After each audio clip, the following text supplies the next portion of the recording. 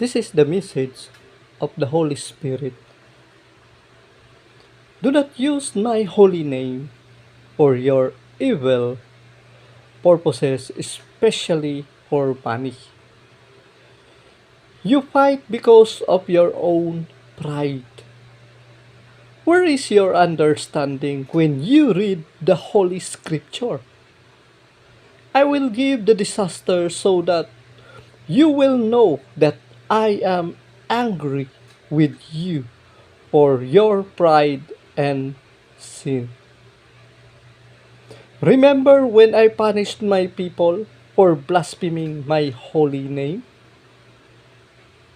Now, what do you expect when your action do not make me happy and honor me? This is the message from the Holy Spirit. So hinaot po itong mga tao nga dapat masayod po nga ang iyahang mensahe sa balaang espiritu. Mao kanang wala pa nila masabtan nga ayaw ninyo gamita ang akong balaan nga ngalan sa inyong tumong nga dautan, labi na sa kwarta. Nagaway-away kamo tungod sa kaugalingon ninyong garbo. Asa ang inyong panabot sa diha nga gabasa kamo sa balaang kasulatan. Akong ihatag ang katalagman aron masayod kamo nga ako nasuko sa inyo. Pagpagarbo sa inyong kaugalingon o pagpakasala.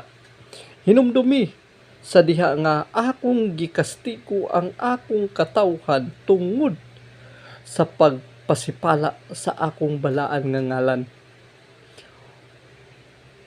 Karon unsa pa may hulatan ninyo nga ang inyong gibuhat nga wala nakapahimuot nga ri kanako og pagpasidungog kanako.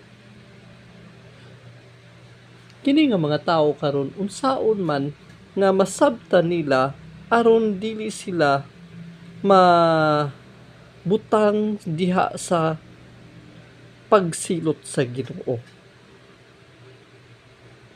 Para man na sa ilaha nga mensahe sa mga tawo nga nagpakaron ignon. So unsaon man nga mas makakuha sila og mga panabot bahin niana. Ang mensahe ng banal na espiritu. Huwag ninyong gamitin ang aking banal na pangalan para sa inyong masasamang layunin, lalo na sa pera. Lumaban ka dahil sa sarili mong pride. Nasaan ang iyong pangunawa kapag nagbabasa ka ng banal na kasulatan?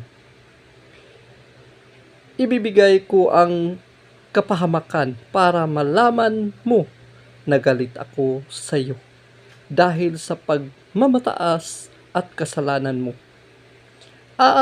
Alalahanin noong pinarusahan ko ang aking mga tao dahil sa paglapastangan sa aking banal na pangalan.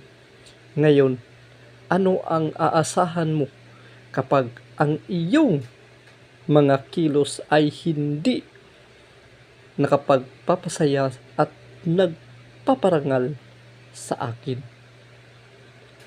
Ang tao karon wala gina nila makuha unsa ba gayud ang pinaka importante nga masabtan sa ilang kaugalingon aron dili sila mapakyas sa ilang kaugalingon nga paglakaw diya sa dalan paingon sa matuod nga Dios.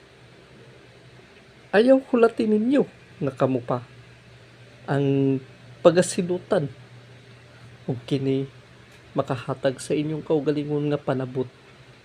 Kay ang Holy Spirit kanunay siya nga magpahimangno, magpasabot apan sa diha nga kung ang inyong kaugalingon ni sobra na kamo, lisod na kayo.